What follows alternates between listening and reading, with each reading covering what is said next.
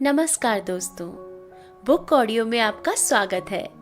मैं हूं आपकी दोस्त आरजे सरिता और आज मैं आपके लिए लेकर आई हूं पूनम अहमद जी की कहानियों का संकलन कभी अपने लिए। इसी श्रृंखला में आज की कहानी का नाम है इस झूठ का कोई पाप नहीं। तो बने रहिए मेरे साथ और सुनते रहिए बुक ऑडियो।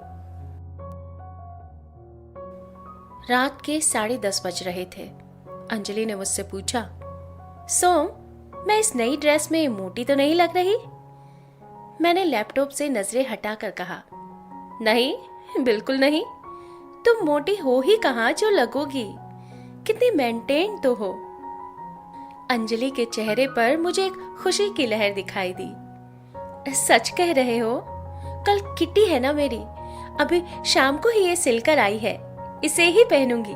अच्छी है ना? मुझे पता नहीं क्यों लग रहा है कि मैं इसमें कुछ मोटी लग रही हूँ। मैंने लैपटॉप एक तरफ ही रख दिया, उसके पास खड़े होकर उसे चारों तरफ से देखा और प्यार से कहा, अंजू, बहुत अच्छी लग रही हो, एकदम परफेक्ट फिगर है तुम्हारा। अंजलि मुस्कुराकर थैंक्स कहते हुए कपड़े बदलने चली गई। मैं भी मन ही मन मुस्कुरा उठा, क्योंकि इस नई ड्रेस में वो सचमुच थोड़ी सी मोटी तो लग रही थी, पर वो जो भी पहनती है उस पर अच्छा लगता है, ये भी सच है। पर हाँ, वो अपने फिगर को लेकर बहुत कॉन्शियस रहती है। मैं जानता हूँ कि वो हमेशा पतली और स्मार्ट लगना चाहती है, पर वो आजकल थोड़ी सी भर गई है। अगर मैंने सच बोल दिया तो कल से खाना पीना कम करके डाइटिंग पर आ जाएगी, जबकि वो खाने की शौकीन है। वो अभी तक अपना पूरा ध्यान रखती आई है, पर समय के साथ कुछ तो बदलाव आता ही है ना। और वैसे भी मैं तो ऐसे बहुत सारे झूठ बोलता हूँ जिनसे उसे खुशी मिलती है। इतना क्या सत्यवादी हो जाऊं कि अपनी पत्नी का ही दिल दुखाऊं? ना, ये मुझसे नहीं होता। मैं कोई झूठा इंसान नहीं हूँ। पर जब बात अंजलि को खुश रखने की आती है तो मैं खूब झूठ बोलता हूँ। सोचते हुए मैंने बच्चों के बेडरूम में झांका। हमारी 20 वर्षीय बेटी सिद्धि और 18 वर्षीय बेटा नमन सो चुके थे। 11 बज चुके थे। हम दोनों भी सोने ही जा रहे थे कि अचानक अंजलि को याद आया, सोम, तुम्हें बताना ही भूल गई कि अगले हफ्ते भैया आएंगे। यहाँ उनकी कोई मीटिंग है, 1-2 दिन के लिए आएंगे। अरे वाह, बहुत अच्छा। अपने से 5 साल बड़े कपिल भैया के बारे में वो और बातें करने लगी। मेरा मूड कपिल के आने की बात सुनकर खराब हो चुका था, पर प्रत्यक्षतः मैं अंजलि की बातें रुचि लेकर सुनता रहा। थोड़ी देर में अंजलि तो सो गई, पर आज मैं फिर अपने ही झूठ बोलने के बारे में सोचने लगा था। अंजलि से बहुत झूठ बोलता हूँ मैं। मेरी प्यारी पत्नी है वो, मैं उससे बहुत प्यार करता हूँ। मैं उसे कभी दुखी नहीं देख सकता। उसका मायका दिल्ली में है।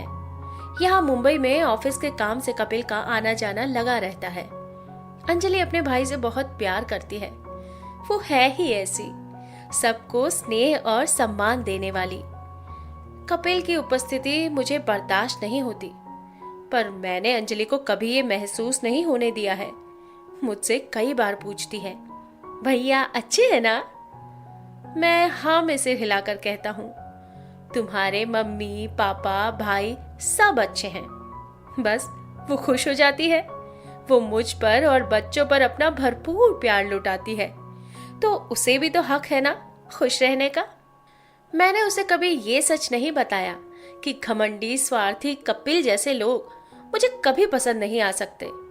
अपने पद और धन के मद में चूर कपिल अजीब सी अकड़ में रहता है। अपने से नीचे के लोगों के साथ उसका व्यवहार देखा है मैंने, किसी को कुछ नहीं समझता है। पर अंजलि अपने भाई को देखकर खुश होती है, तो ठीक है, मैं भी अपने झूठ से कपिल अच्छा है कह के अंजलि को खुश कर देता हूँ।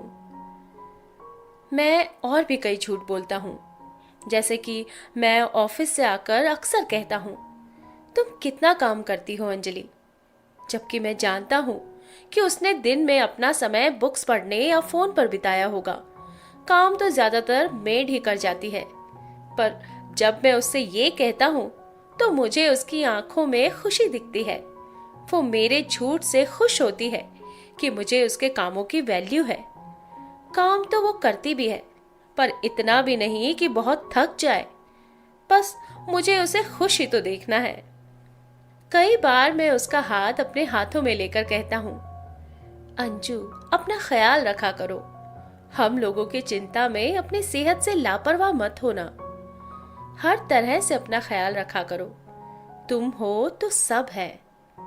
मेरी इस बात पर वो खुश होकर अपना सिर मेरे कंधे पर टिका देती है और मुझे मन ही मन अपनी बात पर हंसी आ जाती है, क्योंकि मैं अच्छी तरह से जानता हूँ कि वो अपना बहुत ध्यान रखती है। सुबह शाम सैर पर जाती है, हर महीने पार्लर जाती है, सहेलियों के साथ किटी पार्टी एंजॉय करती है। वीकेंड पर हम लोग मूवी जाते हैं, बाहर खाते पीते हैं। अंजलि हर तरह से जीवन में खुश है और हमारे बच्चे भी बहुत अच्छे हैं, उसे परेशान नहीं करते। फिर भी मैं अक्सर उसका सिर सहलाते हुए कह देता हूँ कि अंजू, थक जाती होगी, अपना ख्याल रखा करो, और वो बहुत खुश हो जाती है। मैंने अपने आप से वादा किया है कि मैं अंजलि को हमेशा खुश रखूंगा। उसकी आंखों में मेरे कारण कभी एक भी आंसू नहीं आएगा। मैं ये किस बात की भरपाई कर रहा हूँ, ये सिर्फ मेरा दिल ही जानता है, या मेरी स्वर्गवासी माँ। मेरे इन सब झूठों के पीछे मेरी माँ के वो अनगिनत आंसू ही तो है जो सिर्फ मैंने देखे हैं। हम 3 भाई बहनों में मैं सबसे बड़ा था। मुझसे 2 साल छोटी मीनू, फिर उससे छोटा सोनू। पिताजी सामंतवादी सोच के बनारस के घमंडी सरकारी अधिकारी थे। वे हमेशा पत्नी को पैर की जूती समझने वाले पुरुष थे। हम बच्चों के सिर पर उन्होंने कभी स्नेह भरा हाथ नहीं रखा। शायद बड़ी संतान होने के कारण मैं माँ के बहुत करीब था। माँ के बिना कुछ कहे ही उनके सुख दुख महसूस करने लगा था। माँ को पिताजी ने कभी सम्मान नहीं दिया। हमारे कम हैसियत वाले ननिहाल से कोई आता तो बिना अपमानित हुए ना जाता। ननिहाल से किसी के आने की खबर सुनकर ही माँ तनाव में आ जाती थी। पिताजी के ताने उलाहने माँ के दिल को चीर जाते थे। माँ की आंखों में हमेशा नमी रहती थी। एक नौकर की तरह माँ पिताजी के आगे पीछे घूमती थी। पिताजी की मुझे कोई अच्छी याद नहीं है। और माँ, ये शब्द मन में दोहराते ही मेरी आंखें भीगती चली जाती हैं। पिताजी का अचानक हृदय गति रुकने से देहांत हुआ तो माँ रो रो कर बेहाल हो गई थी। उन्हें हम 3 भाई बहनों ने मुश्किल से ही संभाला था। मुझे मुंबई में अच्छी नौकरी मिल गई थी। माँ सोनू मीनू के साथ बनारस में ही रहना चाहती थी। मैं मुंबई चला आया था। धीरे धीरे पिताजी के जाने के बाद माँ को उनके खोल से निकलते देखा मैंने। माँ शांत रहने लगी थी और हंसने बोलने लगी थी।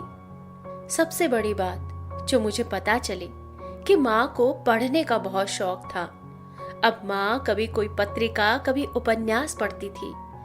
मैंने एक दिन हैरानी से पूछा था, माँ, आप तो पहले कभी कुछ नहीं पढ़ती थी। माँ ने बस इतना ही कहा था, तुम्हारे पिताजी को पसंद नहीं था। क्या पसंद नहीं था? आपका कुछ पढ़ना, उनके क्लब, दोस्तों की महफिलों, उनके स्वभाव व्यवहार, उनकी आदतों से तो अच्छी आदत ही थी ये। अब कुछ मत कहो सोम।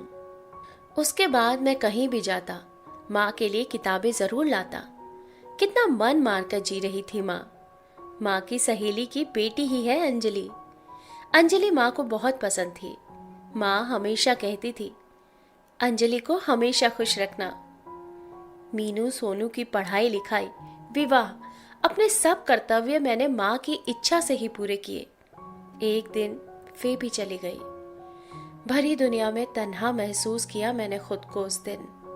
बस जैसे माँ को पिताजी के सामने कभी अपनी जिंदगी जीते नहीं देखा था, वैसा मुझे अब नहीं देखना था।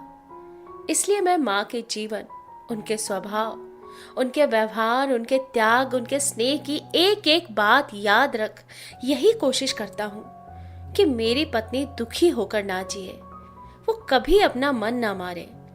उसे अपनी मर्जी से जीने के लिए, अपने शौक पूरे करने के लिए मेरी मृत्यु तक इंतजार न करना पड़े। वो भी इंसान है, उसका भी जीवन है, उसकी भी खुशियां हैं। इसलिए अगर अंजलि को खुश रखने के लिए मैं कोई झूठ बोलता हूं तो इसमें बुरा क्या है? किसी का कोई नुकसान तो नहीं। ये छोटे छोटे झूठ मेरी पत्नी को खुशी देते हैं। इस झूठ का कोई पाप नहीं।